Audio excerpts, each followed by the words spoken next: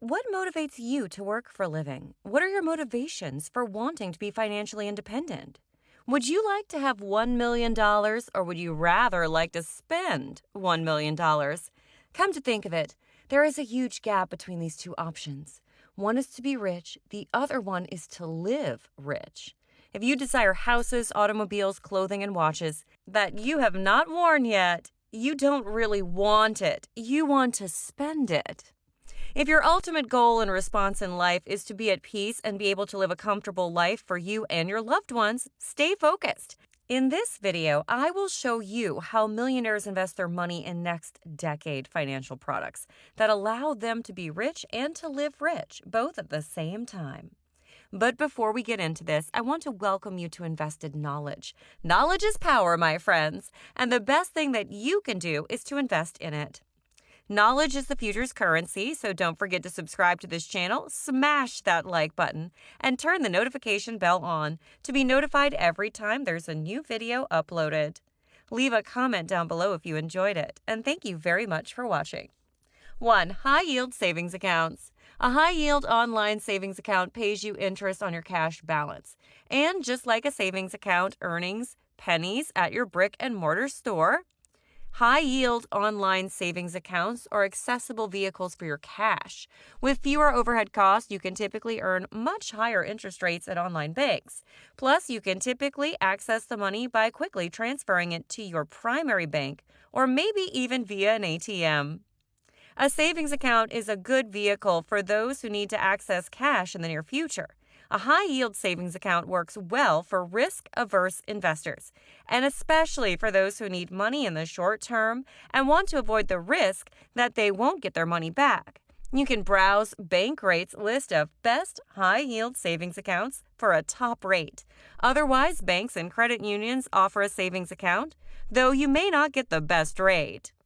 2. Short-term government bond funds. Government bond funds are mutual funds, or EFTs, that invest in debt securities issued by the U.S. government and its agencies. Like short-term CDs, short-term government bond funds don't expose you to much risk if interest rates rise, as they're expected to do in 2022.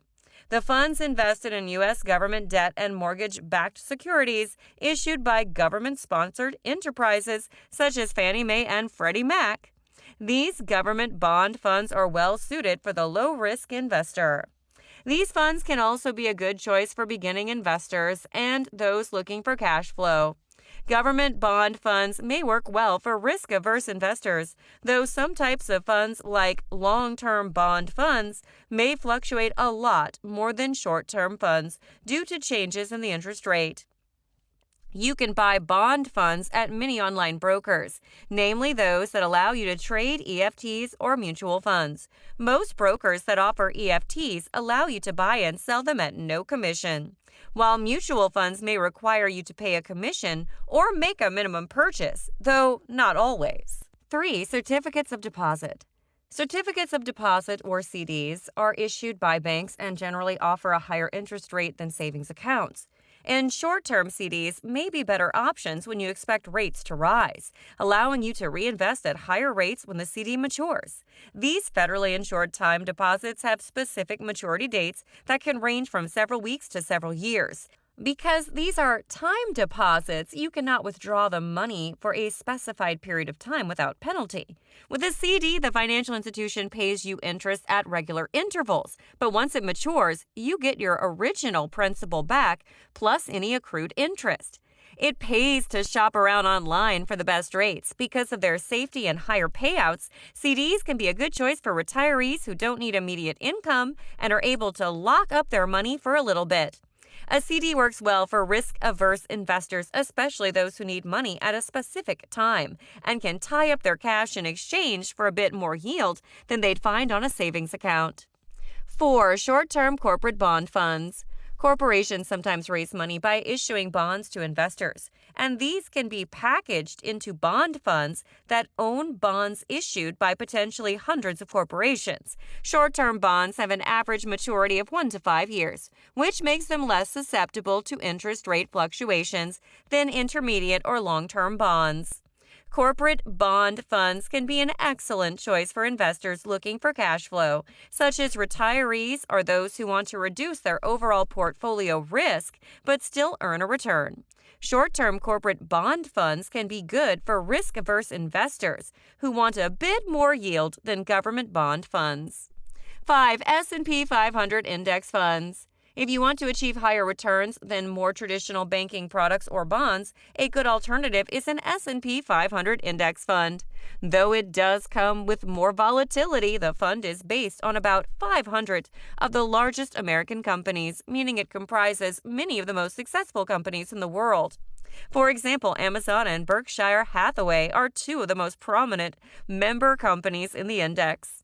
Like nearly any fund, an S&P 500 index fund offers immediate diversification, allowing you to own a piece of all those companies. The fund includes companies from every industry, making it more resilient than many investments. Over time, the index has returned about 10% annually. These funds can be purchased with very low expense ratios, how much the management company charges to run the fund. And they're some of the best index funds. An S&P 500 index fund is an excellent choice for beginning investors because it provides broad, diversified exposure to the stock market. An S&P 500 index fund is a good choice for any stock investor looking for a diversified investment and who can stay invested for at least 3 to 5 years. 6. Value stock funds. With the run-up in many stocks in the last couple of years potentially leading to significant overvaluation, many investors are wondering where they can put their investment dollars. Value stock funds may be a good option. These funds invest in value stocks, those that are more bargain priced than others in the market. Plus, value stocks tend to do better when interest rates are rising, as they're expected to in 2022. Many value stock funds also pay a dividend, so that's an additional attraction for many investors. Value stock funds are good for investors who are comfortable with the volatility associated with investing in stocks. Investors in stock funds need to have a longer-term investing horizon, too, at least 3 to 5 years to ride out any bumps in the market. 7. Rental housing. Rental housing can be a great investment if you have the willingness to manage your own properties. And with mortgage rates still near all-time lows, it could be a great time to finance the purchase of a new property. Though the unstable economy may make it harder to actually run it. To pursue this route, you'll have to select the right property, finance it, or buy it outright. Maintain it and deal with tenants. You can do very well if you make some smart purchases. However, you won't enjoy the ease of buying and selling your assets in a stock market with a click or a tap of your internet-enabled device. Worse, you might have to endure the occasional 3 a.m. call about a broken pipe. But if you hold your assets over time, gradually pay down your debt, and grow your rents, you'll likely have a powerful cash flow when it comes time to retire. Rental housing is a good investment for long-term investors who want to manage their own properties and generate regular cash flow.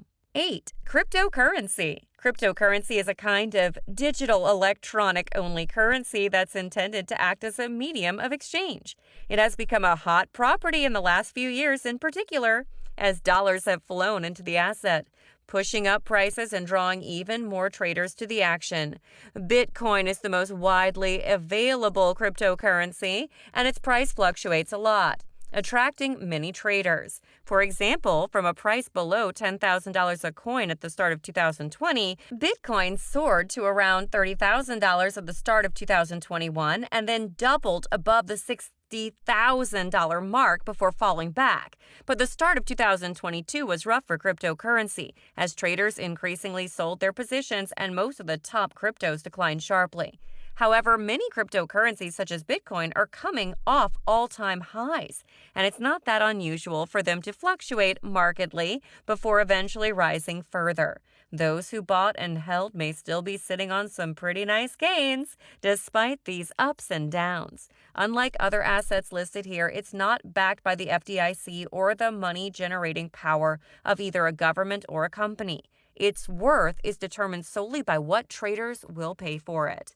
Cryptocurrency is good for risk-seeking investors who wouldn't mind if their investment goes to zero, in exchange for the potential of much higher returns. It's not a good choice for risk-averse investors or those who need any kind of safe investment. If you love similar content, don't forget to take a look at our other videos and stay tuned for future videos.